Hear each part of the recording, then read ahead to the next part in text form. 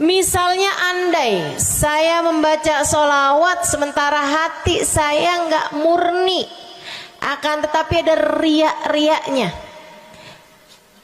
Hati saya nggak murni bener-bener nyari ridho Allah, akan tetapi masih ada kayak biar orang tahu saya rajin sholawatan, biar orang tahu nih saya sering bersolawatan, biar suami saya tahu nggak bawel mulu. Allahumma sholli ala sayyidina Muhammadin tibil qulub wa tafaddal. Kamu tuh dari tadi nonton aja Allahumma sholli ala sayyidina Muhammadin tibil qulub wa tafaddal. Misal gitu ya. Pokoknya yang namanya sholawat itu andai pun dibaca tanpa kehusyuan dan ada riaknya sekalipun, itu masih mungkin untuk diterima sama Allah. Katanya Imam Syafi'i alaihi ridwanallah, Imam Syafi'i radhiyallahu ta'ala anhu wa ardhah, beliau mengatakan kullu amal ibni adam bainal qabuli wa raddiha illa salatu alal habibi Muhammadi fa innaha maqbulatun hatman bighairi taraddudi. Semua amal ibadahnya manusia nih ada yang diterima, ada yang ditolak. Amalan kita nih ada yang diterima, ada yang ditolak. Amalan dari orang Islam yang hatinya punya cinta sama Nabi Muhammad, amalan dari orang Islam yang hatinya punya cinta sama Nabi Muhammad. Sebab kalau hati udah nggak ada cinta-cintanya sama Nabi Muhammad, bahkan Islam pun sulit untuk dia pertahankan. Sebab syahadat tak hanya berisi la ilaha illallah, melainkan juga berisi Muhammad Rasulullah. Kata Imam Syafi'i, kullu amal ibni adam bainal qabuli wa raddiha. Semua amal ibadahnya umat nih ada yang diterima, ada yang ditolak. Illa salatu alal habibi Muhammadi, selain salawat kepada Nabi Muhammad. Fa innaha maqbulah, karena sungguhnya salawat itu akan diterima oleh Allah hatman bighairi taraddudi, secara pasti tanpa ada keraguan-raguan. Kamu mati bawa iman, salawatmu semua diterima sama Allah. Dengan syarat tadi, mati bawa iman, salawatmu akan diterima semua sama Allah Subhanahu wa taala jalla jalaluhu wa ta'ala azamatuh. Saya pernah nanya sama saya punya kiai di Tegal. Saya bilang, kenapa salawat itu pasti diterima sama Allah? Beliau memberikan ibarat. Kata beliau, karena Nabi Muhammad itu kekasih Allah. Karena Nabi Muhammad itu manusia paling tercinta di sisi Allah. Sehingga apapun kalau lewat jalannya Nabi Muhammad, itu akan lebih mudah buat diterima sama Allah. Semacam begini loh, kata kiai saya, semacam begini nih. Kamu kalau kirim surat misalnya ke gubernur, apalagi presiden, apalagi raja misalnya, kamu kalau mau kirim surat kepada orang besar, maksudnya orang yang memiliki kekuasaan atau pangkat atau apapun lah. Nah itu kan mau nyampe nya surat tersebut dari kampung nih, minta jalannya dibenerin, mau kirim surat ke gubernur, itu mesti lewat desa, habis desa ke kecamatan, habis kecamatan, kabupaten, habis kabupaten, baru kemudian melewati banyak-banyak pintu untuk bisa surat tersebut sampai. Itu pun begitu nyampe ke gubernur belum tentu dibaca, betul? Kalaupun dibaca belum tentu dibalas, betul? Kalaupun dibalas belum tentu apa yang kamu harapkan dilaksanakan. Akan tetapi kalau kamu punya jalur khusus, kenal sama anaknya gubernur. Bahkan bukan cuman kenal, kamu dekat. Apalagi jika bukan hanya dekat, tapi kamu disayang sama anak gubernur. Kamu kalau lagi mau benerin jalan nih, mau ngomong sama gubernur, kamu bikin surat, kamu kasihin surat tersebut lewat anaknya.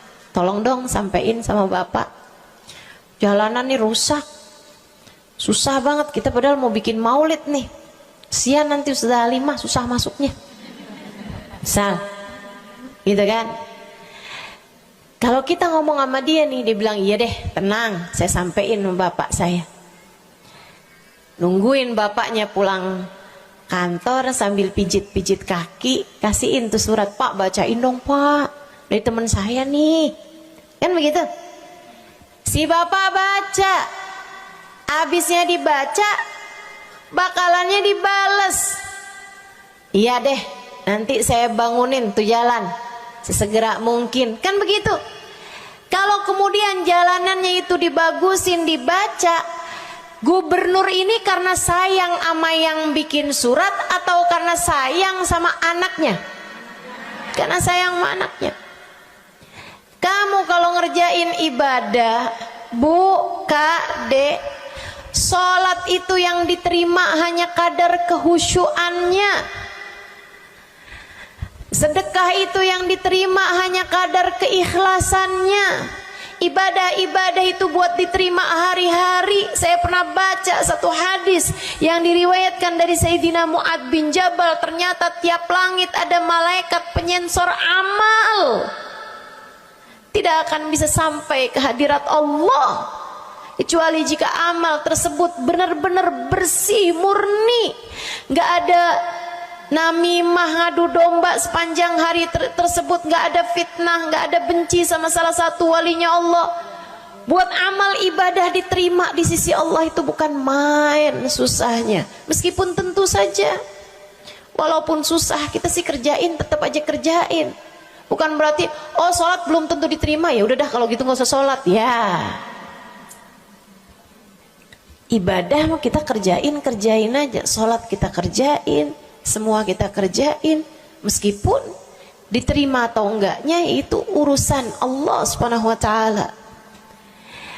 Tapi kalau kamu mau tahu, ada amal lulus sensor, atau tepatnya kita nih dikasih sama Allah Subhanahu wa taala karena sayangnya Allah, karena cintanya Allah kepada nabi kita, kita dikasih sama Allah Subhanahu wa taala amalan tanpa sensor, langsung diterima. Apa itu? Sholawat kepada baginda Nabi besar Muhammad. Fa innaha maqbulatun hatman bighairi taraddudi. Sungguhnya sholawat kepada Nabi Muhammad pasti akan diterima Allah Subhanahu wa taala tanpa ada keraguan-raguan. Allah terima sholawat karena cintanya Allah, sayangnya Allah kepada manusia yang kamu bacakan sholawat untuknya, yaitu baginda Nabi besar Muhammad sallallahu alaihi wasallam. Rahmatullah, hubballah, karamatullah ila man yusalli alaih, la ila man yusalli minhu. Allah tuh rahmat, sayang, cinta kepada orang yang dibacakan sholawat kepadanya, sehingga sholawat diterima bukan karena memandang siapa yang membaca sholawat tersebut. Makanya saya sering sholawatan, saya senang sholawatan, saya senang sholawatan, saya senang hadir majelis maulid, saya senang baca maulid, saya senang qiyam bersama-sama. Kenapa? Karena ini adalah amalan yang kayaknya paling pantas buat kita lakukan. Allah kalau mau lihat pelaku amal dulu baru diterima amalnya, waduh, kayaknya nggak lulus sensor nih. Allah kalau mau lihat hati kita dulu, keadaan kita dulu, baru menerima amal ibadah, ya Allah, belum tentu ada amal ibadah saya yang layak diterima oleh Allah. tapi kita punya sholawat. Alhamdulillah. Ada dalil enggak tuh Ustazah? Sampai sholawat itu semuanya diterima sama Allah tuh dalilnya dari mana? Karena nih di negeri kita nih ada. Saya pernah dengar Ustazah, di kampung kami ada orang-orang yang jadi anggota GAS. Apa itu GAS? Gerakan anti sholawat. Lah, serem bener. Ada lagi namain dirinya GAM. Apa saya bilang? Gerakan anti maulid. Ya, saya dengernya kesian bener. Kesian bener. Lantas dia mau menghadap Allah bawa amal bekal apa?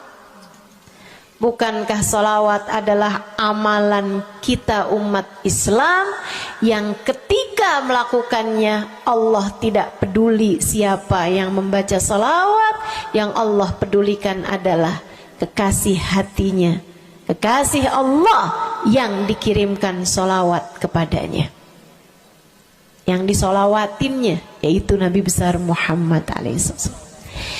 Dalilnya hadisnya Nabi Muhammad sallallahu alaihi wasallam. Kata Nabi Muhammad, mulailah doa kalian dengan salawat padaku, akhirilah doa kalian dengan salawat padaku, karena sesungguhnya salawat padaku akan diterima Allah. Masakah Allah menerima depan, menerima belakangnya, dan kemudian menolak tengah-tengahnya? Gitu kata Nabi. Diajarin, kamu kalau doa solawatan dulu, ntar abis doa juga solawatan lagi. Biar kenapa Rasul? Biar di awal diterima udah pasti, di akhir diterima udah pasti, tengah-tengahnya nih doa kamu biar diterima sama Allah SWT.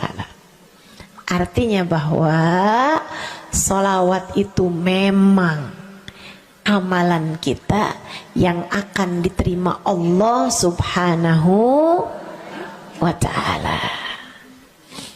Andai nggak ada fadilah solawat selain yang ini, saya akan bersolawat. Andai nggak ada fadilah lain nih, nggak ada solawat tuh fadilahnya cuma amal ibadah yang diterima sama Allah. Saya mau kerjain, karena nggak gampang mau nyari amal ibadah yang kita pantas diterima oleh Allah Subhanahu Wa Taala. Bu, solatmu seberapa mampu buat khusyuk? Hah? Lagi sholat, ada tetangga ketuk pintu, dibukain sama anak kita. Itu sebelum dibukain hati kita, ya ampun pada kemana sini? Gak dibuka-buka tuh siapa lagi yang datang? Kita udah sampai yang Bismillahirrahmanirrahim, sampai kita keras-kerasin, kagak juga ada yang bukain pintunya. Udah berisik sholat kita, Bu. Baca apaan, yang kita inget apaan?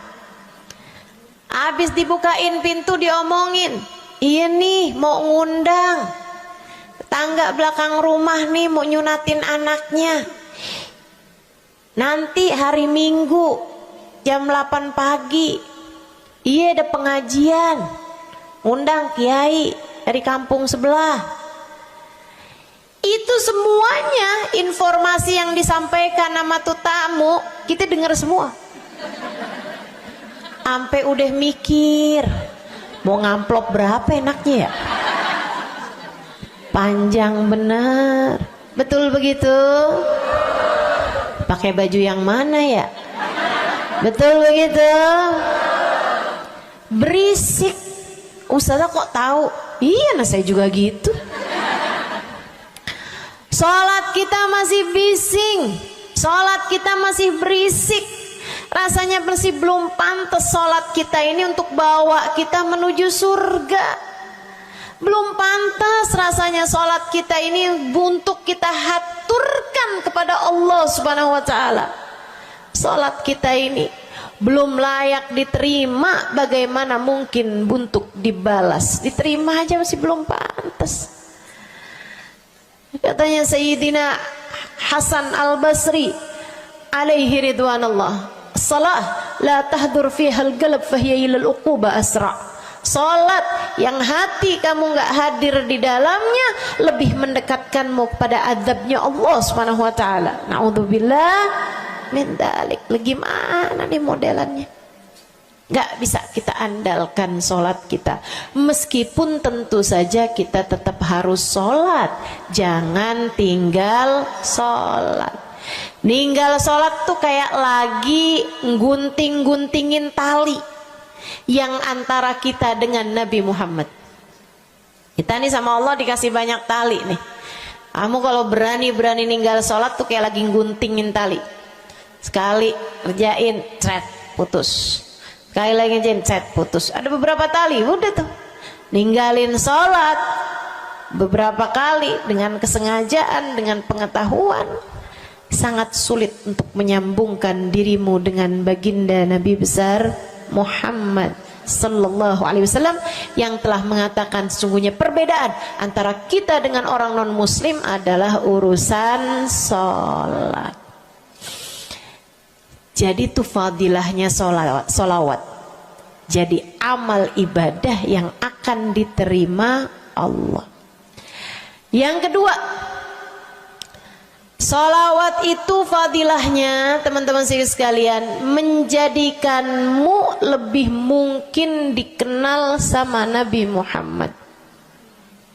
Ini kalau buat saya penting banget. Jadi seseorang dikenal sama Nabi Muhammad. Ibu, kata orang nih saya terkenal. Diam semua. Kata orang saya terkenal. Seenggaknya follower saya lebih banyak lah daripada ibu-ibu. Ya kan begitu? Seenggaknya yang dengerin kajian-kajian saya lebih banyak lah daripada yang dengerin ibu-ibu di rumah. Tapi ya Bu, kalau saya pikir-pikirin, sebenarnya dikenali sama siapapun itu enggak jadi manfaat kalau saya tidak dikenal sama Nabi Muhammad. Sebagaimana ibu-ibu, andai enggak ada siapapun mengenal dirimu Bu, kayak tetangga aja mau ngawinin kamu nggak diundang, misal andai nih saudara kita sendiri kenal tapi kayak nggak mau kenal gitu, andai nggak banyak orang kenal sama kita gitu kan, karena ya kita bukan sesiapa, misalnya gitu. Ibu-ibu saudaraku sekalian, itu Bu enggak cukup berpengaruh bagi dunia akhiratmu, bagi dunia terutama bagi akhiratmu, jika meski tidak banyak orang mengenalmu, akan tetapi Nabi Muhammad sallallahu alaihi wasallam mengenalmu. Saya sering bercerita tentang Zarqa, seorang perempuan enggak ada siapapun kenal. Tetangganya kenal juga gitu aja, nggak ada yang sayang gitu, nggak ada yang cinta gitu kan, nggak ada yang perhatian gitu juga, biasa aja. Perempuan paruh baya, nggak punya sesiapa, tinggal sebatang kara di rumah, mau bikin baik sama orang, ngasih sedekah sama orang juga nggak punya duit banyak-banyak gitu, buat hari-hari sendiri aja gitu. Akan tetapi satu hari Islam masuk ke dalam hatinya, membuat Zarqa jatuh cinta kepada Nabi Muhammad. Hatinya penuh cinta kepada baginda Nabi. Satu hari Zarqa kangen gitu sama Nabi. Ya Allah, masuk Islam dah tua-tuaan gini ya, jalan susah. Tapi masa sih saya nih di dunia tinggal sezaman sama Nabi Muhammad, tapi saya nggak bisa sering-sering ketemu sama Nabi. Paksain aja dah, bismillah dah. Keluar dari rumahnya Bu, jalan aja terus berjam-jam sampai ke Madinah. Di Masjid Nabawi, Masjid Madinah, masjidnya Nabi, duduk nungguin Nabi. Mau ngetuk pintu nggak sopan, berasa nggak adab, nggak akhlak, ngetuk rumah Nabi Muhammad alaihissalam. Nungguin di luar di masjid. Sambilan nungguin dilihat ada sampah, ada kotoran-kotoran di sekitar masjidnya Nabi.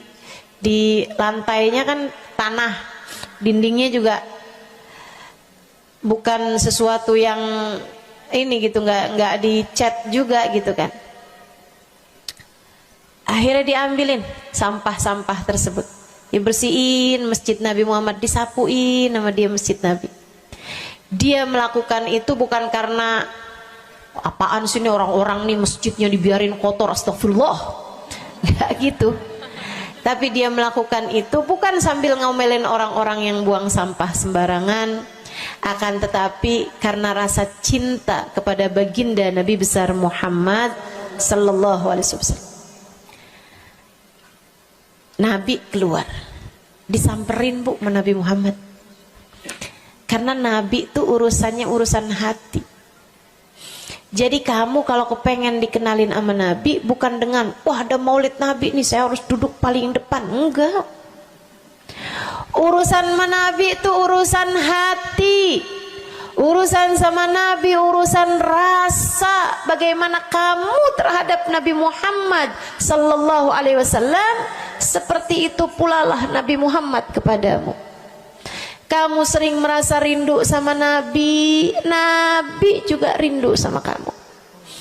Kamu sering ingat sama Nabi Muhammad, Nabi juga sering ingat sama kamu. Tapi kalau kamu lupa sama Nabi Muhammad, kalaupun lagi dengerin kajian tentang Nabi Muhammad, bosen Nabi Muhammad mulu yang diceritain, astagfirullah. Atau kamu baru ingat sama Nabi Muhammad di saat-saat seperti ini, pas udah pulang ke rumah, mikirin urusan tagihan listrik, mikirin urusan makan siang, makan malam, harus masak apa, sampai Nabi Muhammad nggak pernah lagi ada di pikiran kamu. Kalau seperti itu jangan salahkan siapa-siapa. Jika kamu pun juga menjadi seseorang yang dianggap lalu saja oleh Nabi Muhammad, nggak dikenali secara khusus. Nabi Muhammad kenal sama semua umatnya, betul, tapi dikenali secara umum. Pengen dikenali secara khusus, nih dia nih caranya. Zarqa bu disamperin sama Nabi Muhammad, hatinya punya rasa cinta, khidmah sama Nabi Muhammad alaihissalam. Samperin sama Nabi, tanyain, Bu, dari mana? Saya nggak pernah lihat ibu selama ini. Saya dari kampung saya, Rasul. Sebutin nama kampungnya, misalnya gitu. Apa tuh tadi? Soreang. Nah, itu. Jambu. Dari Jambu. Kamu dari mana? Dari Jambu. Berasa ulet ya? Keluar dari Jambu.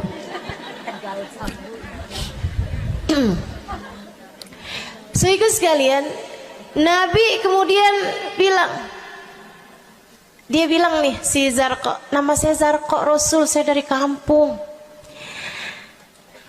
Oh, datang ke sini naik jalan kaki Rasul. Wah, kesini mau nyapu?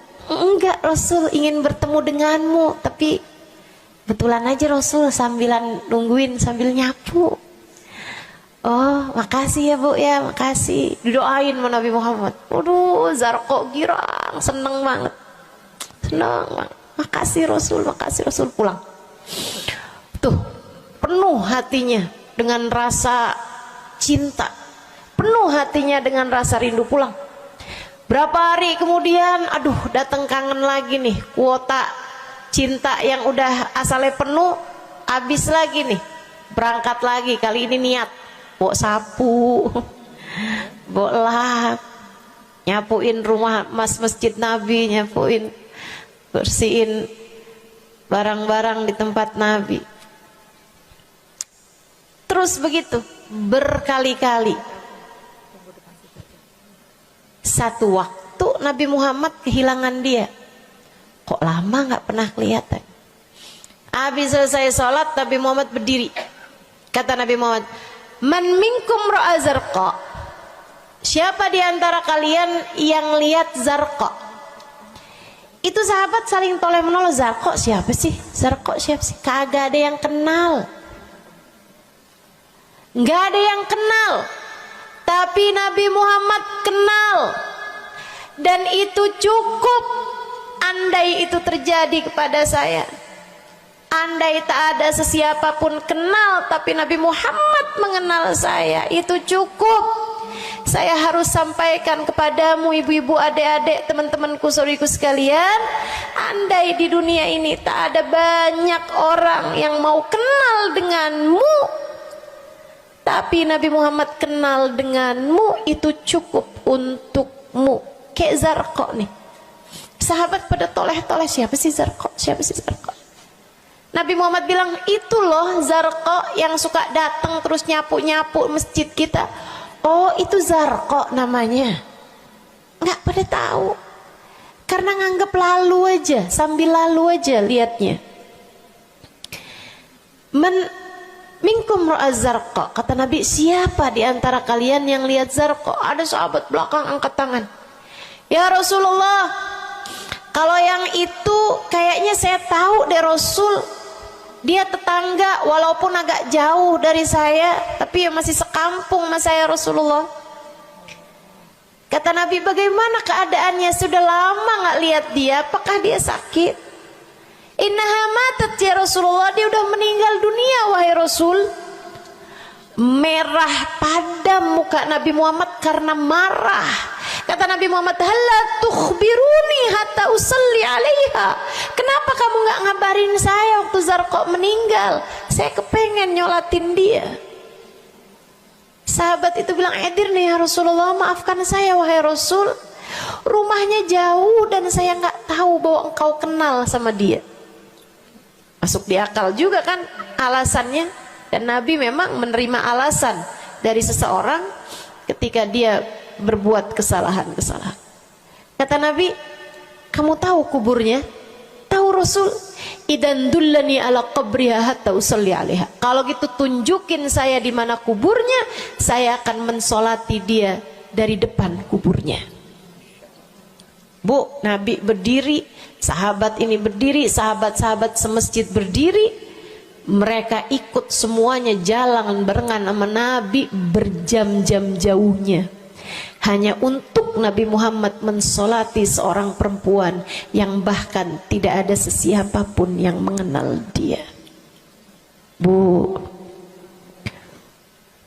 orang kalau disolatin sama Nabi, kebayang kayak apa nikmat kuburnya. Orang kalau di dunianya dicari menabi kayak begini, di akhiratnya pasti dicari menabi. Orang kalau dicari sama Nabi Muhammad di akhirat, kelar semua urusan, beres semua urusan, hisab, adab lewat semuanya, dicari sama Nabi Muhammad.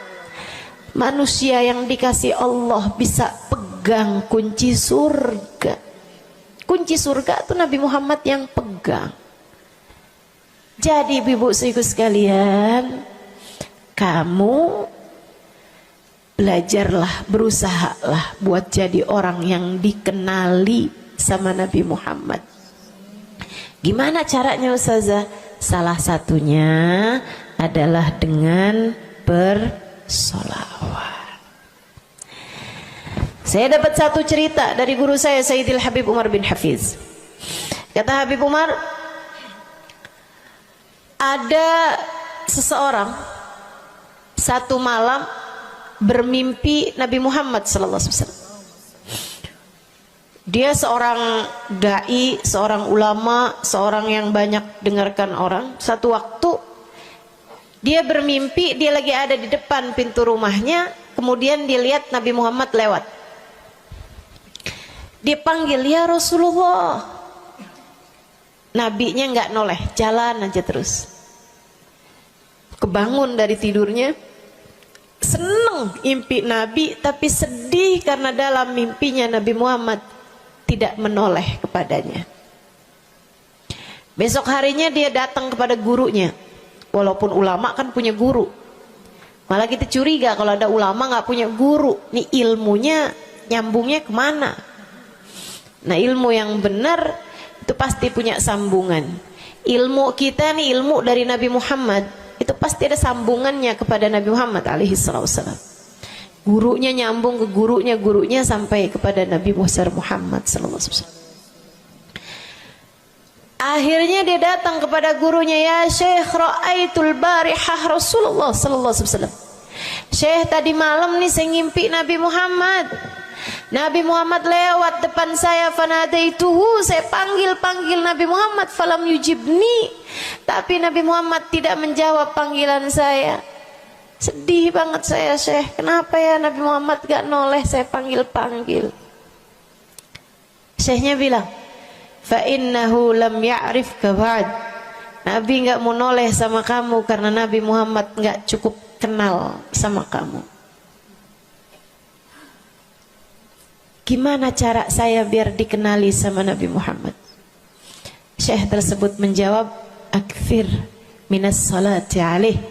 Perbanyaklah membaca salawat kepada Nabi Muhammad. Baik Syekh. Jadi murid nih dikasih tahu sekali langsung kerjain.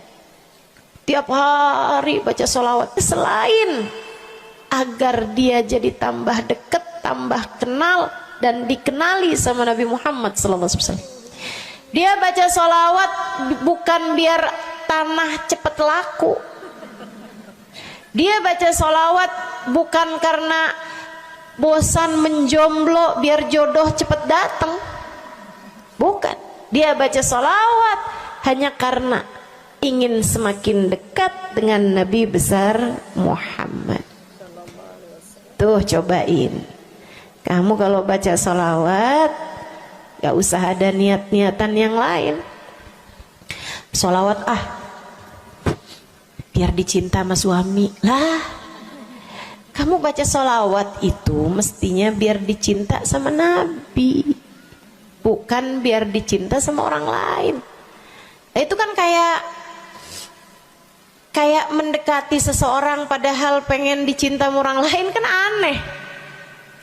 Kalau kamu pengen dicintanya sama orang lain, ya udah deketinnya dia dah, bukan deketin sama Nabi gitu. Kayak semacam agak kurang adab ya pada Nabi Muhammad alaihissalam. Dia banyak baca sholawat sampai sebulan, 2 bulan, 3 bulan, 4 bulan, 5 bulan, karena segala sesuatu tuh nggak instan. Beberapa waktu yang cukup lama dia kembali bermimpi Nabi besar Muhammad. Mimpinya persis sama tuh kayak yang tadi. Dia lihat Nabi Muhammad lewat di depannya. Dipanggil Nabi Muhammad, ya Rasulullah.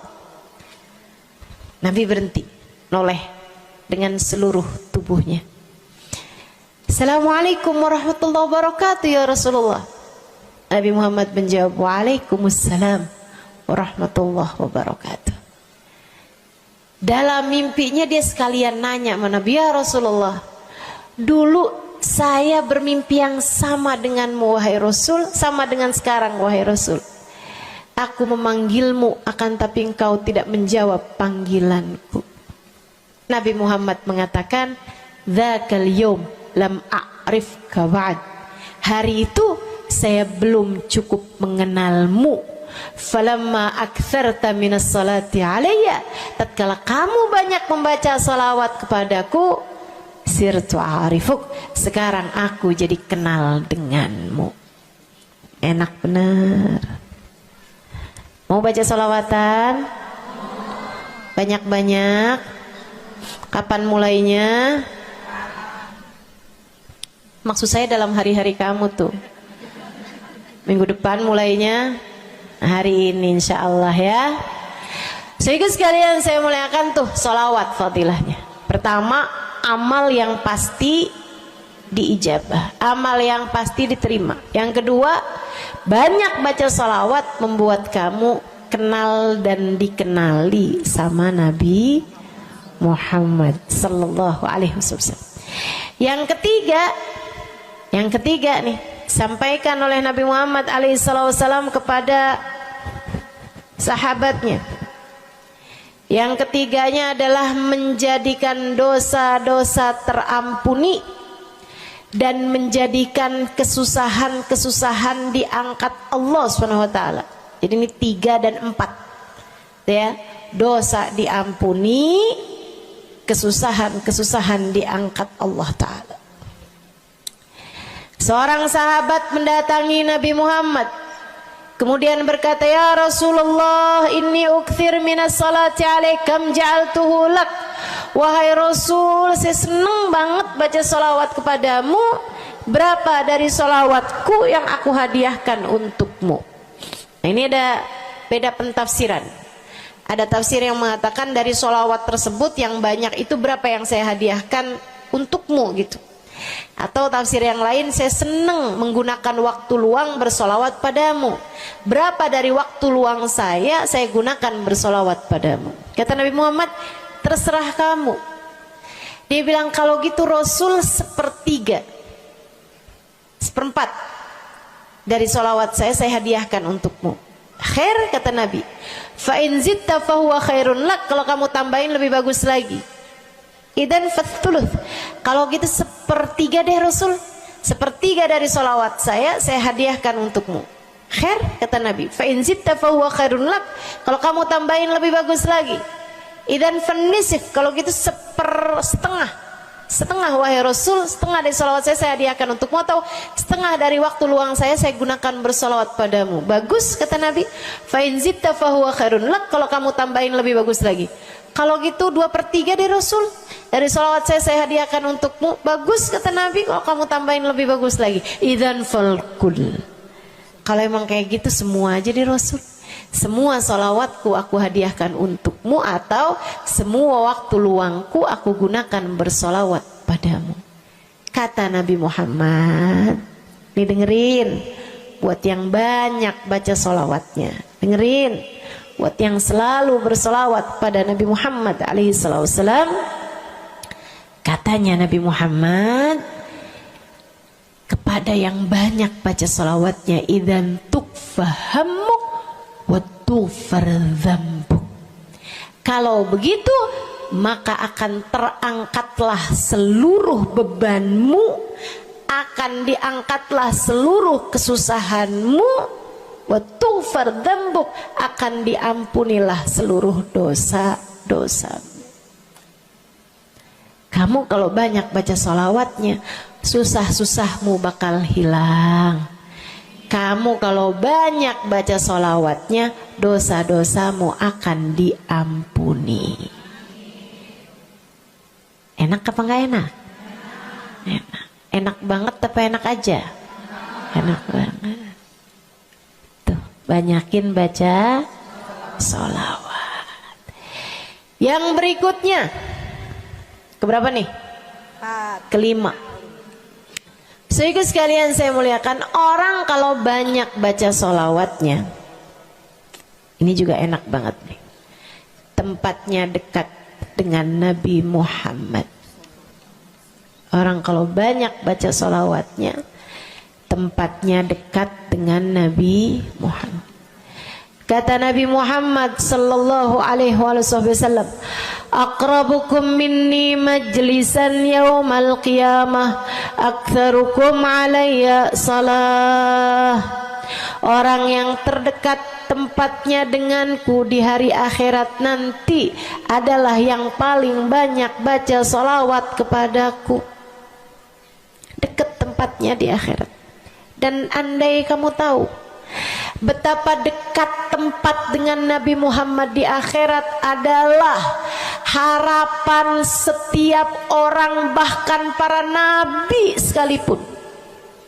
Andai kamu tahu bahwa dekat tempat dengan Nabi Muhammad adalah harapan bahkan para malaikat sekalipun, harapan para bidadari-bidadari, harapan dari para wali-wali, semua berharap kepengen tempatnya paling dekat dengan Nabi Muhammad.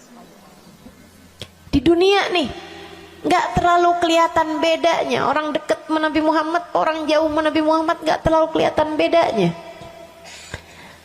Nggak terlalu kelihatan. Saya nggak bisa bilang bahwa yang di depan nih paling dekat sama Nabi Muhammad, nggak ada, nggak ada.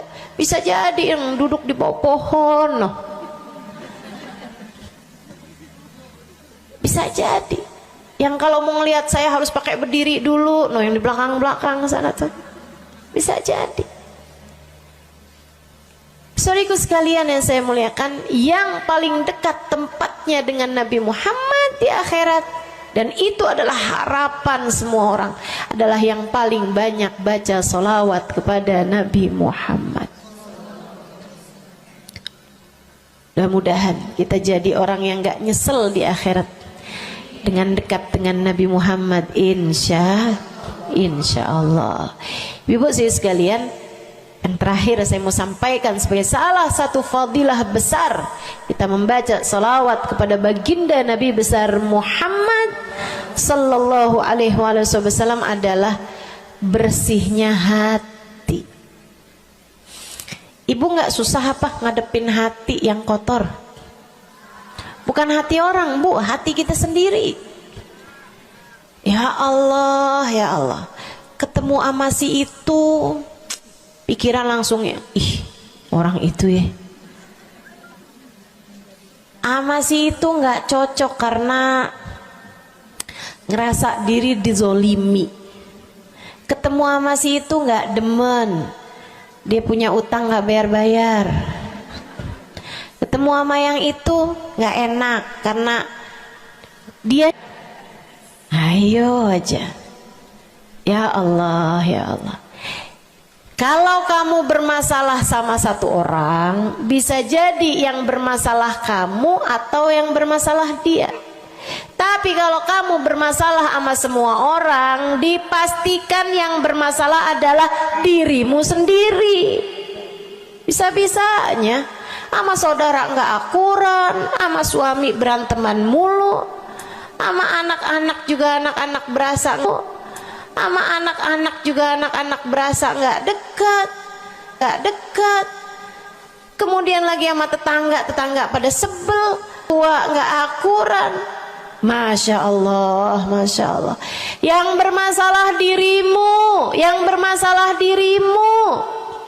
Kenapa sih saya udah baik kayak begini, tapi semua orang musuhin saya? Kagak baik. Kalau kamu baik nggak bakal dimusuhin sama semua orang, kan begitu. Kalau kamu baik nggak bakalan dihindarin sama semua orang. So ikut sekalian saya muliakan, memang menghadapi itu saya udah lihat, sering ditanya, Ustazah ini kan dakwah, siapa yang paling sulit dihadapi? Diri sendiri. Gak ada yang sulit saya hadapi lebih daripada diri sendiri. Diri sendiri yang paling sulit kita hadapi. Makanya katanya Syekh Jalaluddin Ar-Rumi, siapa yang bisa mencari kedamaian dalam dirinya, siapa yang sudah selesai menghadapi dirinya, dia akan mampu menghadapi siapapun.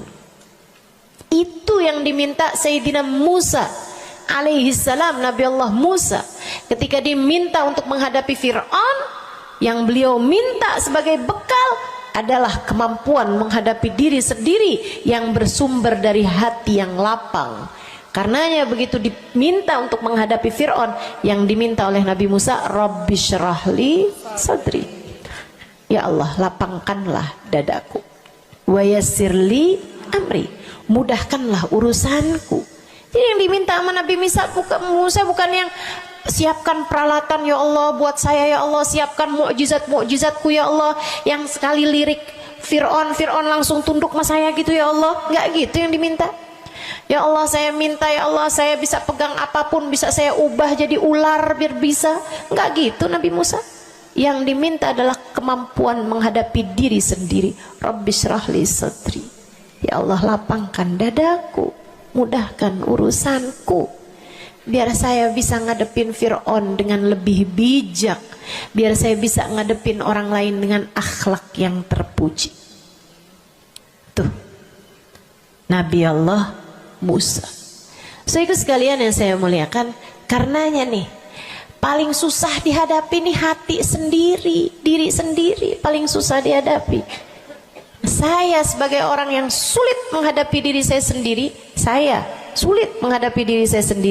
saya sampaikan salah satu dari tips yang bisa saya bagikan kepadamu. Banyakin baca sholawat. Cobain. Kalau hati kamu lagi gelisah, kalau hati kamu sedang dirundung cemburu, kalau hati kamu sedang dihantui oleh rasa-rasa yang gak enak, kalau hati suudzon terus-terusan, kalau hati merasa sedih terus-terusan, nih saya kasih tahu teman-teman saudara sekalian, jangan kamu pikir setan itu hanya godain dengan cara ngajakin berbuat dosa. Nggak selalu. Setan punya banyak cara. Dan yang seringkali dipakai caranya oleh setan adalah mengganggumu dengan cara membuat kamu sedih. Kayak bawaan sedih mulu, merasa jadi orang paling terdolimi. Saya adalah orang paling malang sedunia. Saya menderita, saya muram durja, ya Allah sedihnya saya, sedih banget saya ya Allah. Saya kok hidup saya begini amat ya Allah, nasib saya kok sedih banget sih ya Allah, saya dimusuhin si ini, si musuhin si itu. Kamu merasa sedih gitu, hati kamu tuh sedih terus-terusan, bisa jadi itu adalah cara setan untuk membawamu ke jalan-jalannya setan. Bikin kamu jadi, saya nggak mau ketemu orang, saya sedih banget nih hati saya. Akhirnya nggak mau ketemu orang. Ada pengajian deket, rumahnya nggak mau pergi juga karena nggak mau ketemu sama orang. Ya Allah, ya Allah. Jadi salah-salah. Yuk belajar. Gimana caranya Ustazah biar bisa ngadepin diri sendiri nih? Nah itu tips dari saya adalah banyakin baca sholawat. Cobain ketika kamu sedang dilanda perasaan-perasaan yang gak enak, ketika kamu sedang dilanda perasaan-perasaan yang membuatmu kesulitan menghadapi diri kamu sendiri, coba pergi wudhu kalau sedang memungkinkan, sedang tidak dalam keadaan berhalangan. Kalau enggak, enggak usah pakai wudhu. Sedang mens, sedang nifas, enggak usah pakai wudhu.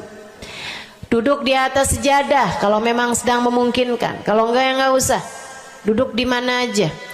Saudaraku sekalian saya muliakan, pegang tasbih. Mulai. Innallaha malaikatahu yusalluna 'alan nabi ya ayyuhalladzina amanu sallu 'alaihi wa sallimu taslima. Kemudian berselawatlah kepada Nabi Muhammad.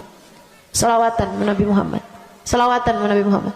Yang banyak selawatannya. Ustazah nggak mempan nih tipsnya nih. Saya udah selawatan Ustazah, tetap aja hati saya Ustazah tetap panas.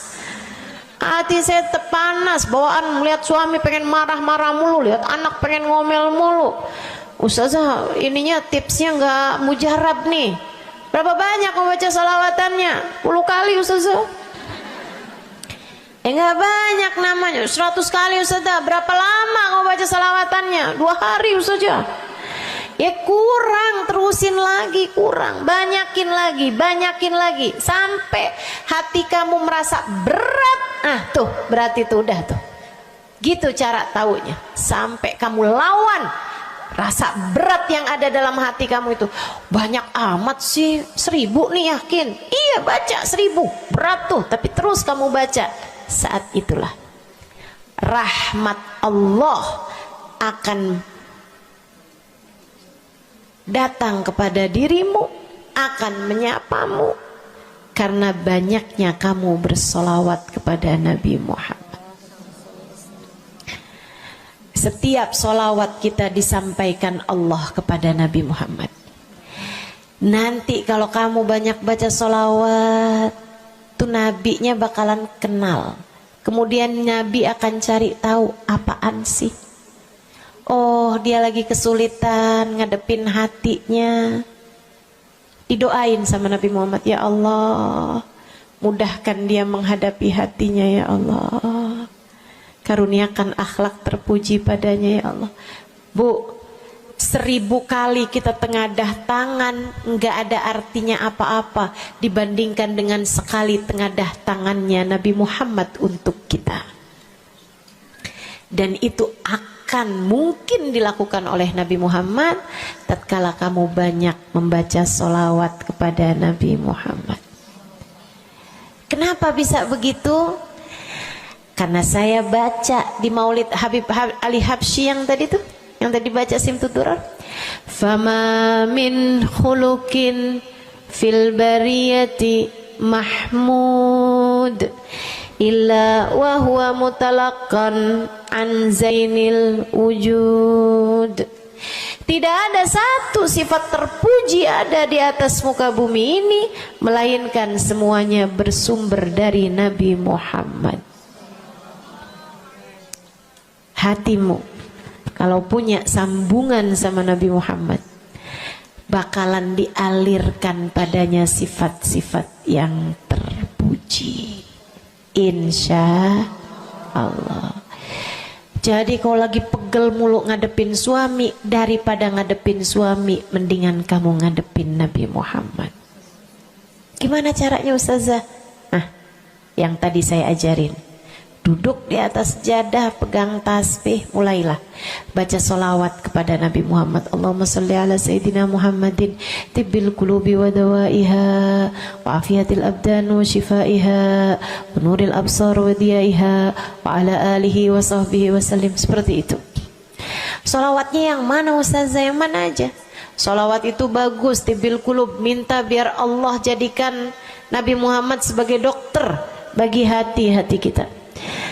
Minta biar Nabi Muhammad jadi dokter, menjadi penyebab kesembuhan bagi badan-badan kita. Minta pada Allah agar Nabi Muhammad menjadi cahaya yang menerangi mata kita, baik mata zahir yang ini ataupun mata batin yang ini, yang ada di dalam hati-hati kita. Jadi terang melihat segala sesuatu, jadi enggak terlampau pandangan kita, hanya konsentrasi kepada diri kita sendiri. Begitu, insya. Atau solawatnya Habib Saleh Al-Hamid. Nah, itu juga salah satu solawat besar.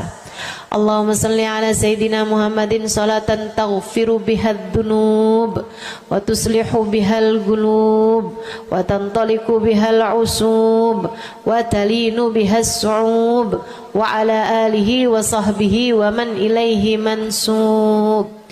Salawat ini minta agar Allah menjadikan dengan sebab solawat kita kepada Nabi Muhammad, hati kita jadi lapang, dosa-dosa kita jadi diampuni sama Allah, urusan-urusan yang tersendat jadi lancar, dan yang keras-keras jadi lembut semuanya berkat solawat kita kepada Nabi Muhammad. Itu arti solawat yang tadi kita baca tuh, solawatnya Habib Saleh Al-Hamid Tanggul. Dibaca kalau pengen tuh seperti yang tadi saya sampaikan, hatinya biar pada lembut, pada bisa ngadepin diri sendiri, begitu kan?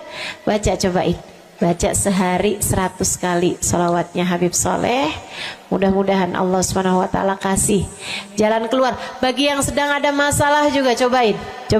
Ini ijazah dari saya buat semua yang hadir dan semua yang mendengarkan. Cobain yang sedang punya masalah, cobain baca solawatnya Habib Saleh Al-Hamid 100 kali solawat setiap hari. Bunyinya yang tadi saya sampaikan. Nanti nih bentar lagi akan kita baca 10 kali, insya Allah ya, dengan niat mudah-mudahan masalah-masalahnya semuanya diselesaikan Allah SWT, insya Allah. Yang keras-keras nih hati kita nih, pada suka keras hatinya, mudah-mudahan Allah SWT lembutkan hati kita, biar nggak bawaan pengen marah-marah mulu, biar nggak bawaan pengen kesel-kesel mulu, biar bawaan nggak pengen ngomel-ngomel mulu, biar hatinya pada lembut semuanya, insya Allah. Baca salawatnya sebanyak 100 kali. Atau kalau kamu mau bisa juga baca salawat Al-Fatih. Itu juga salah satu dari salawat yang sangat mujarab. Allahumma salli ala Sayyidina Muhammadin al-Fatih lima ughliqa wal khatim lima sabaqa nasirul haq bil haq wal hadi ila siratikal mustaqim wa ala alihi wa sahbihi haqqa qadrihi wa miqdarihil azim. Ya, seperti itu ya, insyaallah. Mudah-mudahan kita bisa mengamalkan ini semua dalam kehidupan kita, insyaallah. Ibu-ibu kira-kira mau diamalin apa enggak? Bu, seminimal-minimalnya salawat kamu baca di saat bangun tidur. 10 kali bangun tidur, 10 kali saat mau tidur. 10 kali. Sebelum tidur banget, gitu ya. Udah di atas tempat tidur, udah baca-baca zikiran semuanya yang lain-lain, udah kayak udah mau ngantuk, baru tuh Allahumma shalli ala sayyidina Muhammad wa ala ali sayyidina Muhammad, Allahumma shalli ala sayyidina Muhammad wa ala ali sayyidina Muhammad. Ingetin, ya Allah, saya tidur sebagai umatnya Nabi Muhammad, ya Allah, saya tidur sebagai umat Nabi Muhammad, ya Allah, gitu 10 kali. Ntar bangun tidur juga gitu. Habis alhamdulillahilladzi ahyana ba'da ma amatana wa ilaihin nusyur. Kemudian kita baca Allahumma salli ala sayyidina Muhammad wa ala ali sayyidina Muhammad 10 kali. Siapa yang membacanya sambilan baca tuh kamu sambil, ya Allah, saya bangun sebagai umat Nabi Muhammad, ya Allah, saya bangun sebagai umat Nabi Muhammad, ya Allah. Siapa yang membacanya 10 kali pagi hari, 10 kali malam hari, kata Nabi Muhammad, wajabat lahu syafaati, wajib baginya mendapatkan syafaatku. Insya Allah. Yuk, bismillah. Kita akhiri majelis kita dengan kita baca sholawatnya Habib Saleh 10 kali. Mudah-mudahan hajat-hajatnya dijabah Allah Subhanahu wa taala. Yang masih ada air silahkan dibuka airnya. Baca sholawatan ini 10 kali. Kita niat hajat-hajat kita semuanya semoga dijabah Allah Subhanahu wa taala. Hati kita biar pada adem. Hati kita biar jadi hati yang pantas dilihat Allah dengan pandangan penuh keridhaan. A'udzubillahi minasyaitonirrajim. Bismillahirrahmanirrahim. Innallaha wa malaikatahu yusholluna 'alan nabi. يا أيها الذين آمنوا صلوا عليه وسلموا تسليما اللهم صل على سيدنا محمد صلاة تغفر بها الذنوب وتصلح بها القلوب وتنطلق بها العصوب وتلين بها الصعوب وعلى آله وصحبه ومن إليه منسوب اللهم صل على سيدنا محمد صلاة تغفر بها الذنوب وتصلح بها القلوب وتنطلق بها العصوب تلين بها الصعوب وعلى آله وصحبه ومن إليه منسوب اللهم صل على سيدنا محمد صلاة تغفر بها الذنوب وتصلح بها القلوب تنطلق بها العصوب وتلين بها الصعوب وعلى آله وصحبه ومن إليه اللهم صل على سيدنا محمد صلاة تغفر بها الذنوب وتصلح بها القلوب وتنطلق بها العصوب وتلين بها الصعوب وعلى آله وصحبه ومن إليه منسوب اللهم صل على سيدنا محمد صلاة تغفر بها الذنوب تصلح بها القلوب وتنطلق بها العصوب وتلين بها الصوب وعلى آله وصحبه ومن إليه منسوب اللهم صل على سيدنا محمد صلاة تغفر بها الذنوب وتصلح بها القلوب وتنطلق بها العصوب وتلين بها الصوب وعلى آله وصحبه ومن إليه منسوب اللهم صل على سيدنا محمد صلاة تغفر بها الذنوب وتصلح بها القلوب وتنطلق بها العصوب وتلين بها الصعوب وعلى آله وصحبه ومن إليه منسوب اللهم صل على سيدنا محمد صلاة تغفر بها الذنوب تصلح بها القلوب تنطلق بها العصوب وتلين بها الصعوب وعلى آله وصحبه ومن إليه منسوب اللهم صل على سيدنا محمد صلاة تغفر بها الذنوب تصلح بها القلوب تنطلق بها العصوب وتلين بها الصعوب وعلى آله وصحبه ومن إليه منسوب اللهم صل على سيدنا محمد صلاة تغفر بها الذنوب وتصلح بها القلوب وتنطلق بها العصوب وتلين بها الصعوب وعلى آله وصحبه ومن إليه منسوب Kita baca salawat tibbil qulub 8 kali. Allahumma salli ala sayyidina Muhammadin tibbil qulubi wa dawaiha wa afiyatil abdani wa shifaiha wa nuril absari wa diyaiha wa ala alihi wa sahbihi wa sallim.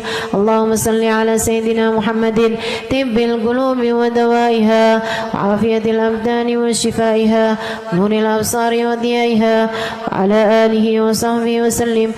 Allahumma salli ala sayyidina Muhammadin tibbil qulubi ودوائها وعافية الأبدان وشفائها ونور الأبصار وضيائها وعلى آله وصحبه وسلم. اللهم صل على سيدنا محمد طب القلوب ودوائها وعافية الأبدان وشفائها ونور الأبصار وضيائها وعلى آله وصحبه وسلم. اللهم صل على سيدنا محمد طب القلوب ودوائها وعافية الأبدان وشفائها ونور الأبصار وضيائها وعلى آله وصحبه وسلم. اللهم صل على سيدنا محمد طب القلوب ودوائها وعافية الأبدان وشفائها ونور الأبصار وضيائها وعلى آله وصحبه وسلم. اللهم صل على سيدنا محمد طب القلوب ودوائها وعافية الأبدان وشفائها ونور الأبصار وضيائها وعلى آله وصحبه وسلم. اللهم صل على سيدنا محمد طب القلوب ودوائها وعافية الأبدان وشفائها ونور الأبصار وضيائها وعلى آله وصحبه وسلم. الفاتحة.